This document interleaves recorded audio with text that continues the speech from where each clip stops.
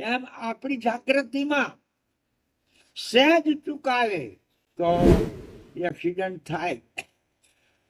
Accident થવાનું કારણ દુનિયાને દેહ ભાવે જોઈએ છે, એટલે આત્મ ભાવે જોઈએ તો એક્સિડન્ટ નો પ્રસંગ છે તો નથી. કે છે ભાગ ત્યાગ નરણિત વિતકી जिनको करत त्यागी भाग क्या છે. ભાગ ત્યાગ કરીને સત્ય અસત્ય નિત્ય અનિત્ય એનો ત્યાગ કરીને મેળવે ક્યાં છે.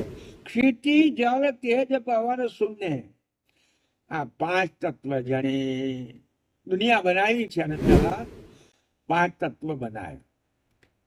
શૂન્યમાંથી આકાશ, એની શબ્દ માત્રિકા, આકાશથી પવન જેની સ્પર્શ માત્રિકા, પવનથી અગ્નિ જેની રૂપ માત્રિકા, અગ્નિથી પાણી જેની રસ માત્રિકા, અને અપત્ય અવની ઉપની એટલે પાણીથી પૃથ્વી જેની ગંધ માત્રિકા.